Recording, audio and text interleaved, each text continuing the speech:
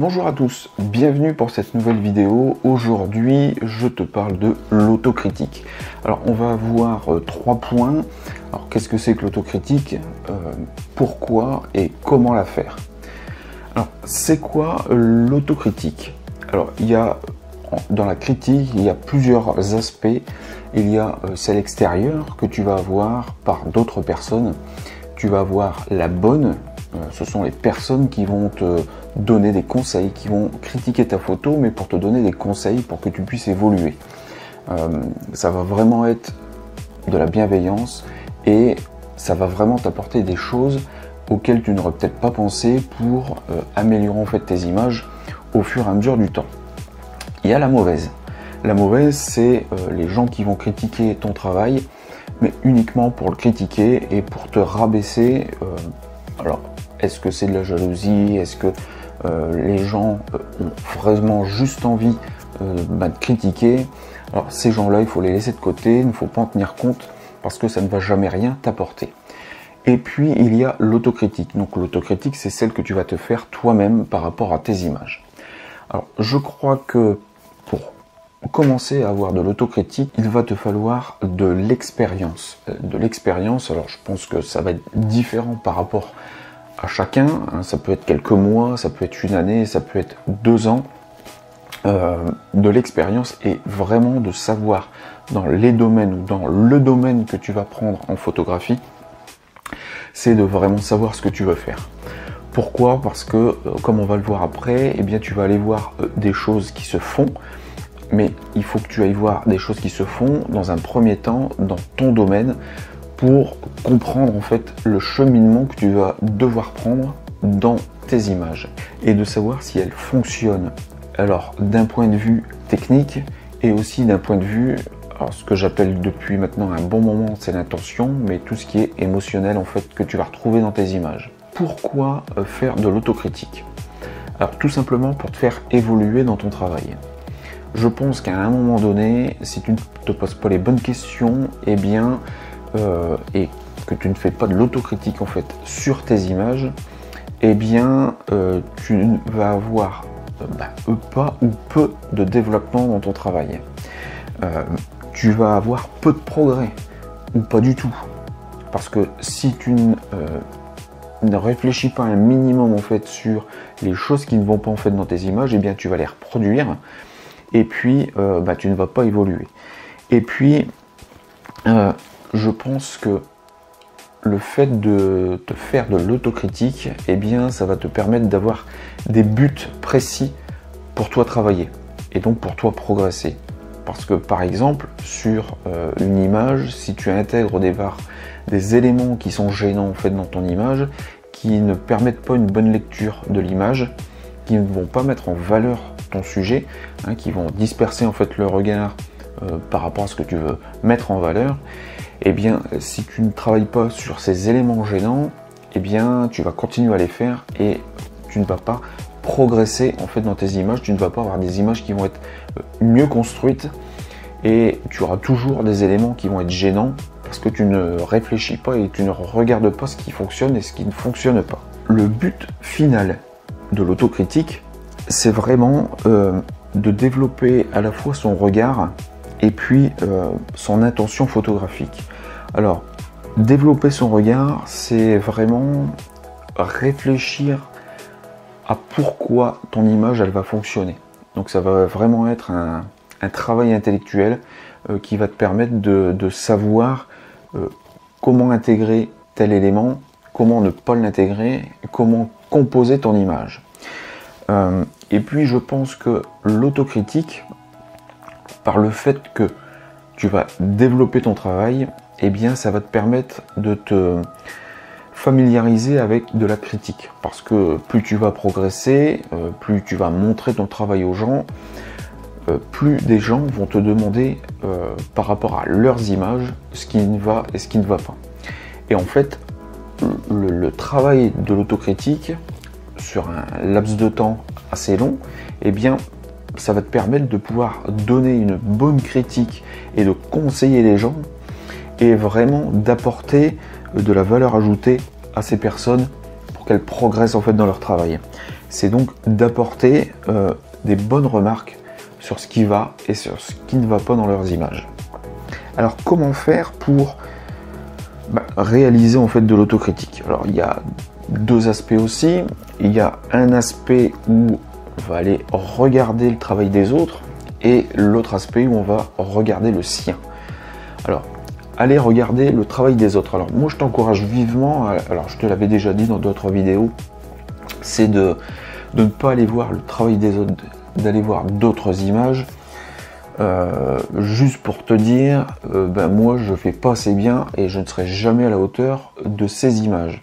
Ça va te rabaisser et tu vas te renfermer en fait dans ton cocon et tu ne vas pas progresser parce que tu vas avoir le moral dans les chaussettes.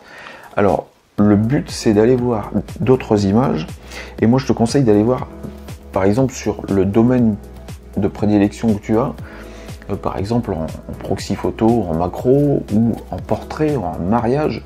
Et bien moi je te conseille d'aller voir des photographes qui sont reconnus, de grands photographes, et d'aller voir en fait leurs images et de comprendre comment ils font pour utiliser la lumière, comment ils font pour cadrer leurs images, faire leur composition. Tu peux aussi aller voir des références de concours, ou des références de concours, ou des références de hashtags, par exemple. Alors, il y a sur Instagram, il y a Regard d'auteur en fait.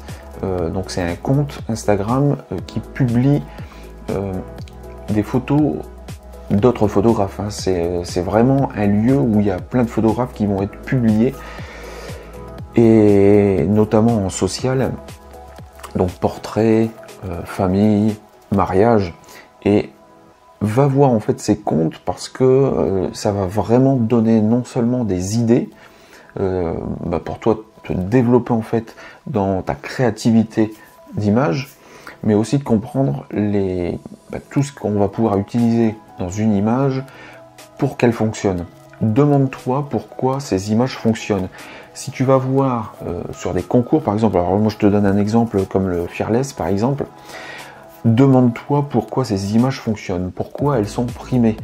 Il y a forcément quelque chose, si elles sont primées, c'est qu'elles fonctionnent et c'est qu'il y a quelque chose qui va faire qu'elles vont sortir du lot. Eh bien regarde, analyse et essaye de reproduire dans un premier temps ces schémas. Et après, c'est toi qui vas avoir cette créativité et tu vas pouvoir apporter quelque chose de personnel à tes images. Tu peux faire exactement la même chose en nature. Va voir, donc c'est Nature Photographer of the Year. Donc il y en a un tous les ans et c'est vraiment international. Et tu as différentes catégories en fait dans la nature, dans les animaux, dans les oiseaux, dans la macro. Va voir, alors même si effectivement dans les concours il y aurait quand même un petit peu à dire parce que je trouve qu'il y a certaines choses qui m'embêtent un petit peu dans les concours, mais va les voir parce que franchement tu vas voir des images incroyables et essaye de comprendre pourquoi elle fonctionne, pourquoi cette image elle donne autant d'émotions en fait à celui qui va la regarder. Je pense que ça c'est vraiment un gros travail à faire et à essayer de décomposer en fait ces images pour pouvoir toi retravailler derrière sur tes propres images. Et donc dans un même temps, quand tu vas voir toutes ces photos, alors tu peux aller sur Instagram, sur Facebook, peu importe, sur internet tu vas trouver, eh bien regarde tes images à toi et essaye de comprendre pourquoi elles pourraient fonctionner et pourquoi elles ne fonctionnent pas. Alors bien sûr l'autocritique ça va se porter sur l'ensemble de ton image. C'est non seulement sur le cadrage, sur la composition, sur les schémas de lumière, sur la mise en valeur de tes sujets et puis les histoires que tu vas apporter dans ton image. C'est ce que je te répète aussi depuis un bon moment, c'est l'intention que tu vas vouloir donner. C'est les émotions que tu vas vouloir donner à l'intérieur. Et est-ce que tu penses que cette image, eh bien, elle va peut-être faire réagir en fait les gens? Si tu arrives à faire réagir les gens, peu importe l'émotion, des émotions, il y en a énormément. eh bien c'est que ton travail va porter ses fruits. C'est que tu es sur la bonne voie. Si personne ne réagit à tes images, c'est qu'il y a un problème et c'est qu'il faut que tu travailles en fait un élément ou plusieurs éléments en fait dans ton image. Et ça, je pense que c'est vraiment très important pour toi évoluer. Donc voilà, tu vois, on a fait un petit peu le tour de l'autocritique. Je pense que c'est vraiment bénéfique, qu'il te faut quand même un peu d'expérience et de savoir ce que tu veux mettre en fait dans tes images. Dis-moi en commentaire si tu pratiques l'autocritique sur tes images et si c'est bénéfique pour toi. Si tu arrives à ce que ce soit bénéfique pour toi. Est-ce que quand tu regardes tes images, est-ce que tu es content de voir ton évolution, de comprendre ce qui ne va pas et de pouvoir travailler par la suite? Ou au contraire, est-ce que quand tu regardes tes images, eh bien ton moral est complètement à ras des pâquerettes et que tu n'arrives pas à revenir en fait dans le move de pouvoir faire des photos qui fonctionnent. Dans la description, je te laisse aussi donc mes emails privés. Alors, je te rappelle que les emails privés que je t'envoie le mardi et le vendredi sont des emails où tu vas retrouver de l'inspiration, tu vas retrouver de la motivation, des conseils pour toi évoluer dans ton travail photographique.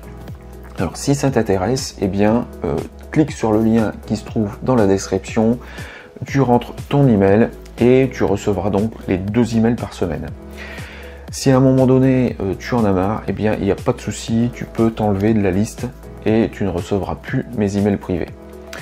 Tu auras également en fait dans les emails privés, lorsque je vais sortir des formations, des grosses promotions qui te permettront de les avoir à des tarifs préférentiels. Eh bien écoute, moi je te dis à la prochaine, ciao!